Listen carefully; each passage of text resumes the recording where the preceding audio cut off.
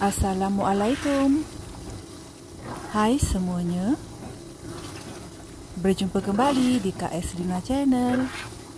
Hari ini saya nak kongsikan satu resepi sos spaghetti arrabbiata. Nak tahu macam mana cara saya membuat sos ini? Kenalah tengok sehingga selesai. Ini adalah bahan-bahan yang saya gunakan untuk membuat sosnya. Ikut je kuantiti yang saya gunakan, pasti menjadi. Sangat puas hati dan sedap rasanya. Bahan-bahannya pun mudah sahaja. Tak susah pun nak cari.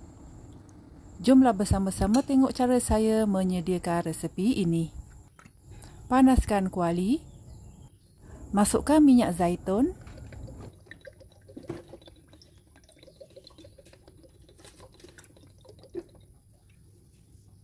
Masukkan pula butter.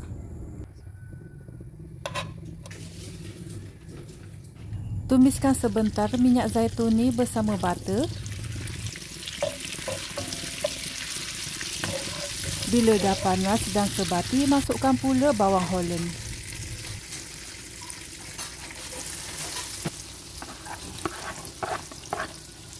Tumiskan sebentar.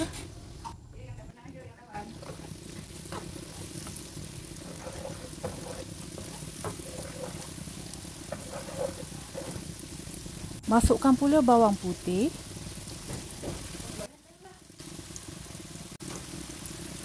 Tumis sehingga layu.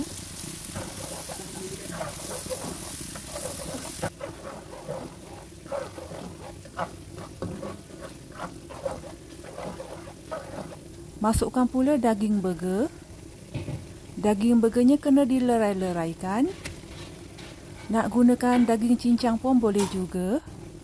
Ataupun daging yang dikisar. Nak mudah gunakan daging burger pun boleh. Macam ni. Tumis sehingga sebati. Dan dagingnya masak. Bila dagingnya dah masak, ianya akan lain sedikit warnanya. Lebih nampak garing dan gelap.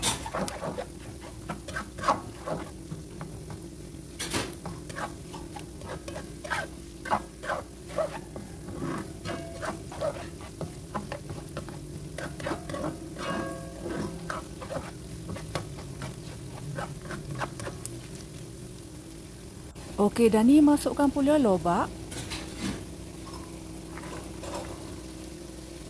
Kemudian sosis daging.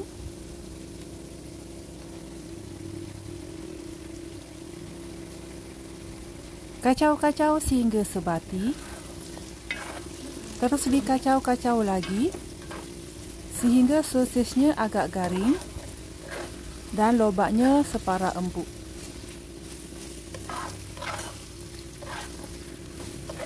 Okey, dah ni macam ini. Sosisnya pun dah garing dan lobaknya separa empuk.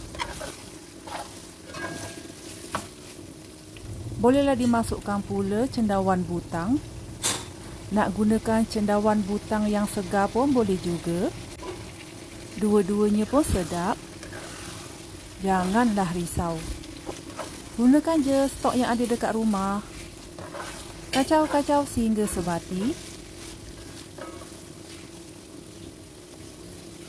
Kemudian bolehlah dimasukkan pula sos pasta.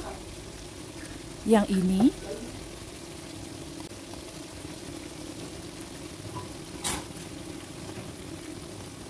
Masukkan pula sos pasta arrabbiata.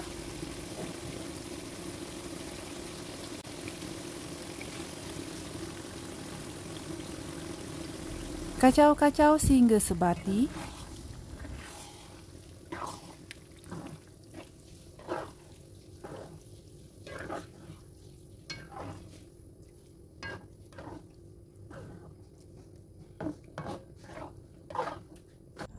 Tambahkan sedikit air.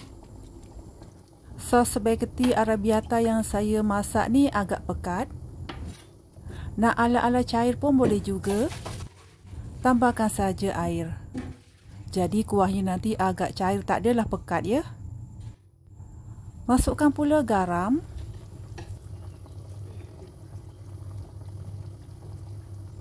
gulanya pula. Masukkan pula serbuk perasa.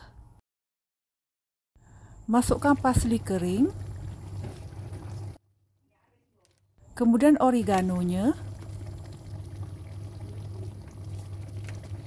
Dan jangan lupa ladi hitam yang ditumbuk. Kacau-kacau ke semuanya sehingga sebati.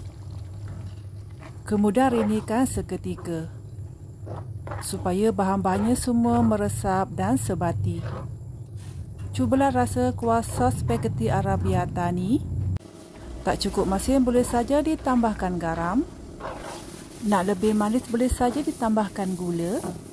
Rasa sos spaghetti arrabbiata yang sedap ianya cukup rasa.